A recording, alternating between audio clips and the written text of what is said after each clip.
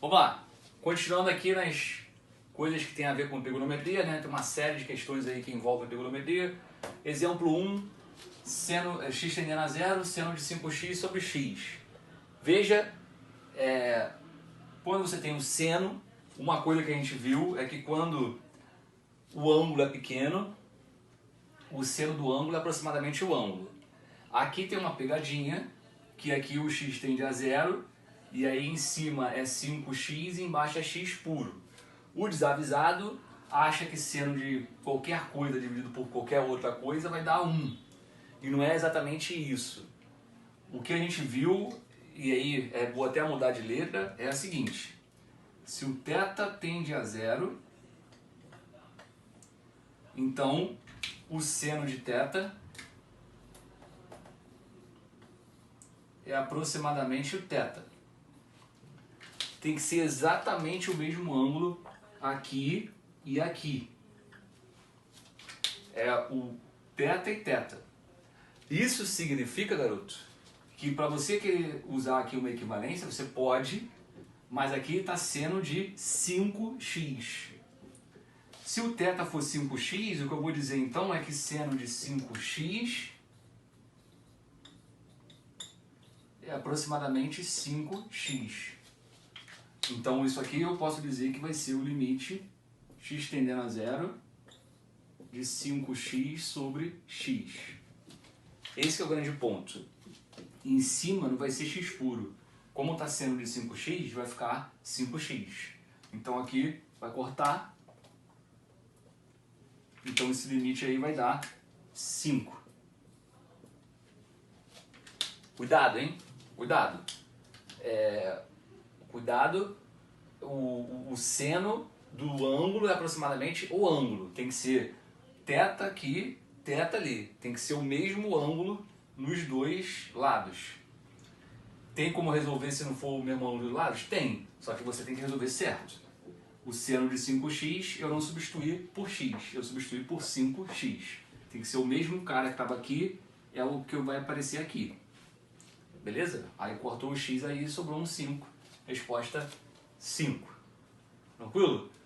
O 2 já é uma casca de banana ali maior.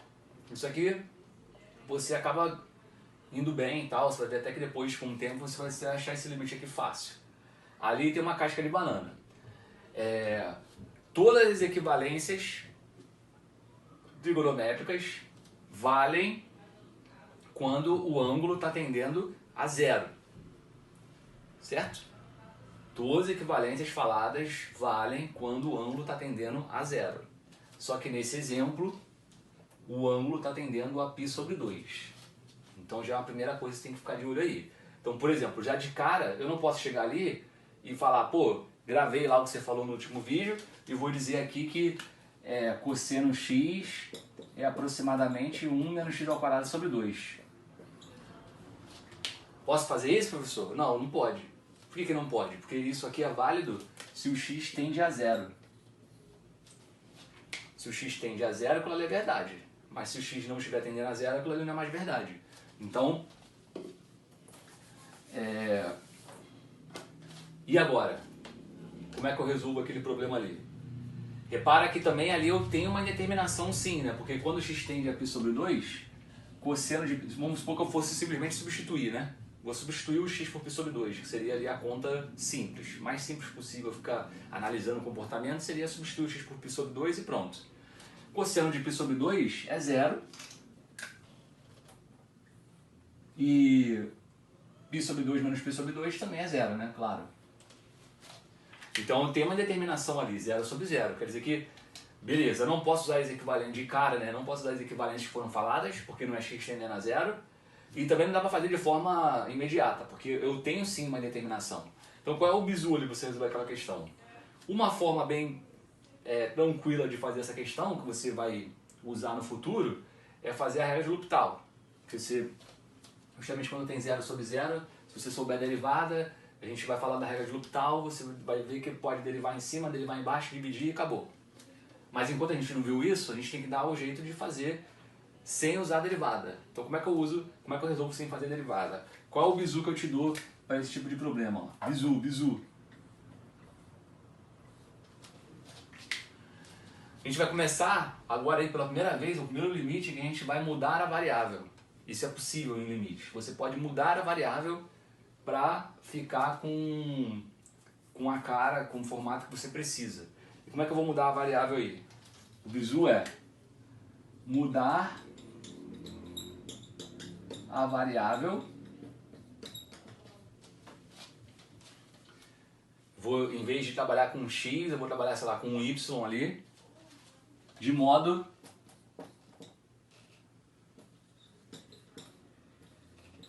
que ela tenda a zero.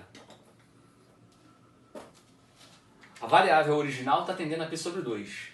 Eu vou mudar a variável de forma que essa variável nova, em vez de tender a π sobre 2, eu quero que essa variável nova tenda a zero. Para isso é basicamente fazer o seguinte, a minha nova variável já está aqui. Em vez de ser x, vai ser x menos π sobre 2. Então eu vou chegar aqui, ó, seja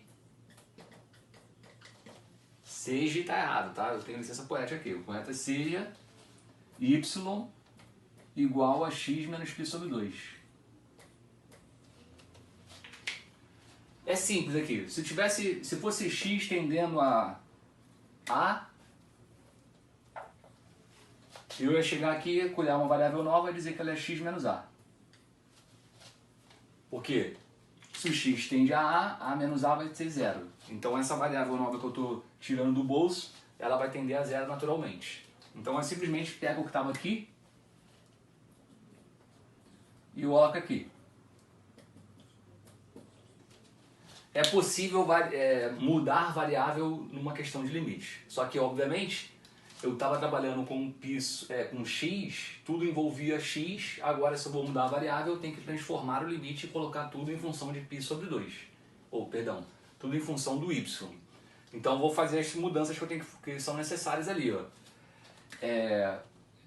O x menos π sobre 2 é o próprio y, e eu vou ter aqui que o x é y mais π sobre 2. Então, quer dizer então em espanhol, o limite agora vai ser limite de quando o y tende a zero, de cosseno x, que é π sobre 2 mais y,